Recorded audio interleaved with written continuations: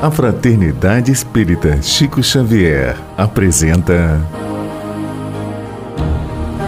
a Página Amiga,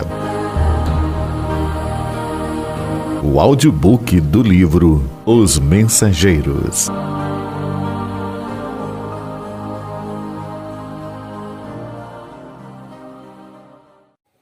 Capítulo 40. Rumo ao campo. Quase todos os servidores espirituais puseram-se a caminho de tarefas variadas. Somente alguns amigos permaneceriam na residência de Dona Isabel em missão de auxílio e vigilância. Notei que Aniceto continuava distribuindo instruções diversas, dirigindo-se em caráter confidencial a determinados companheiros a respeito da missão que lhe confiara Telésforo. Antes do meio-dia, porém, convidou-nos a acompanhá-lo. Na oficina, disse-nos bondoso, encontramos revigoramento imprescindível ao trabalho. Recebemos reforços de energia, alimentamo-nos convenientemente para prosseguir no esforço, mas convenhamos que, para muitos de nós, a noite representou uma série de atividades longas e exaustivas. Necessitamos de algum descanso. Voltaremos ao crepúsculo. Aonde iríamos? Ignorava. Recordei que, de fato, se alguns haviam repousado no santuário doméstico durante a noite, a maioria havia trabalhado intensamente e concluí que, se muitos pela manhã haviam tomado rumo às obrigações, outros teriam buscado o repouso indispensável. Aonde vão? Perguntou um companheiro da vigilância que se fizera nosso amigo. Antes que respondêssemos, Aniceto esclareceu. Vamos ao campo. E dirigindo-se especialmente a Vicente e a mim, considerou. Utilizemos a volitação, mesmo porque não temos objetivos imediatos no centro urbano.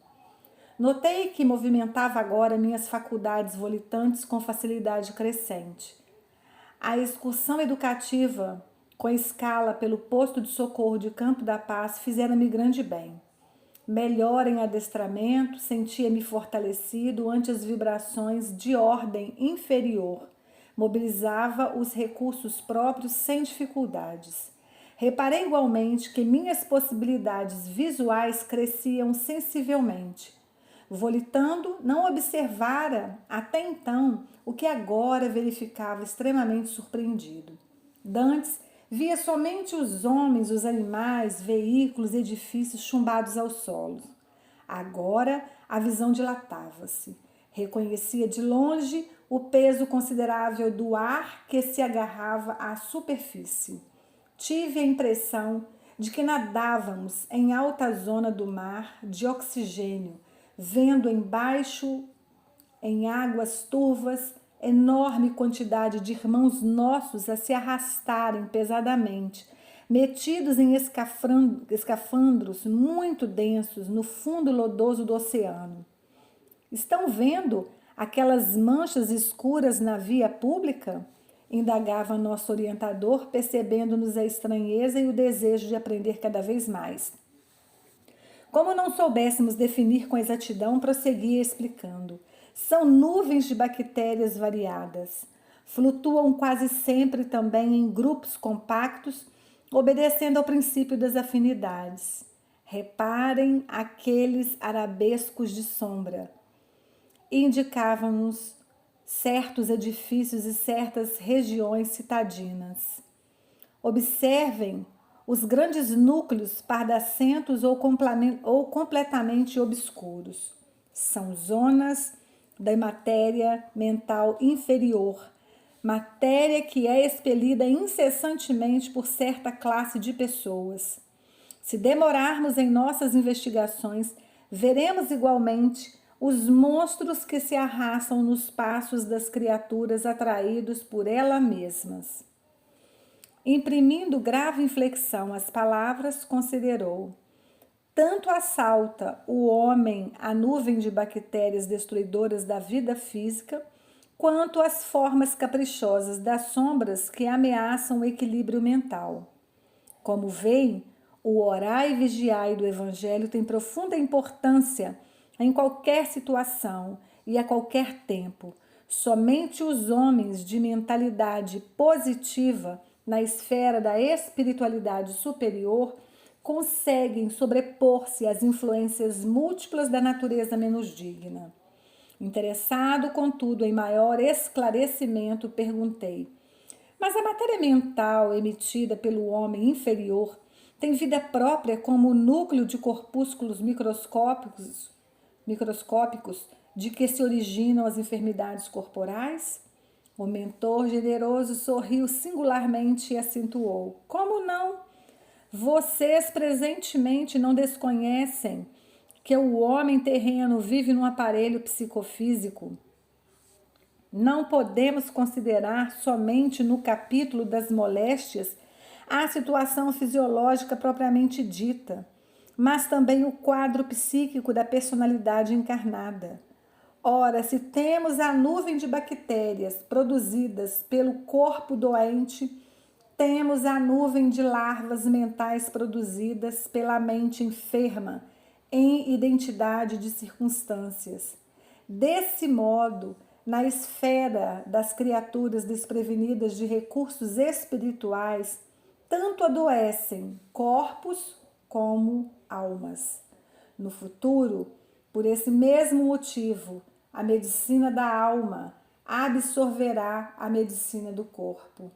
Poderemos, na atualidade da Terra, fornecer tratamento ao organismo de carne.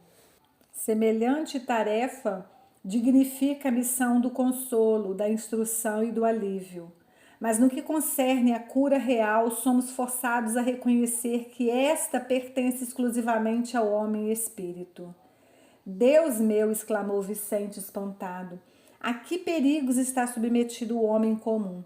Por isso, tornou Aniceto cuidadoso, a existência terrestre é uma gloriosa oportunidade para os que interessam pelo conhecimento e elevação de si mesmos. E, por esta mesma razão, ensinamos a necessidade da fé religiosa entre as criaturas humanas. Desenvolvendo essa campanha, não pretendemos intensificar as paixões nefastas do sectarismo, mas criar um estado positivo de confiança, otimismo e ânimo sadio na mente de cada companheiro encarnado. Até agora, apenas a fé pode proporcionar essa realização. As ciências e as filosofias preparam o campo. Entretanto, a fé que vence a morte é a semente vital. Possuindo-lhe o valor eterno, encontra o homem bastante dinamismo espiritual para combater a vitória plena em si mesmo. Compreendendo que precisaria completar o esclarecimento, exclamou depois de pausa mais longa: todos precisamos saber emitir e saber receber. Para alcançarem a posição de equilíbrio nesse mistério, empenha-se os homens encarnados e nós outros em luta incessante. E já que conhecemos algumas coisas da eternidade, é preciso não esquecer que toda queda prejudica a realização e todo esforço nobre ajuda sempre. As explicações recebidas não poderiam ser mais claras. Aquela visão, porém, das ruas repletas de pontos sombrios a se deslocarem vagarosos, atingindo homens e máquinas nas vias públicas, assombrava-me. Sequioso de ensinamentos, tornei ao assunto. A lição para mim tem valores incalculáveis. E quando penso no alto poder reprodutivo da flora microbiana, Aniceto, contudo, não me deixou terminar. Conhecendo de antemão minha pergunta natural, cortou-me a frase exclamando: sim, André, se não fosse o poder muito maior da luz solar, casada ao magnetismo terrestre, poder que destrói intensivamente para selecionar as manifestações da vida na esfera da crosta, a flora microbiana de ordem inferior não teria permitido a existência de um só homem na superfície do globo. Por esta razão, o solo e as plantas estão cheios de princípios curativos e transformadores. E, abanando significativamente a cabeça, concluiu: nada obstante, esse poder imenso, recurso divino, Enquanto os homens, herdeiros de Deus, cultivarem o campo inferior da vida, haverá também criações inferiores, em números bastantes para a batalha sem tréguas, em que devem ganhar os valores legítimos da evolução.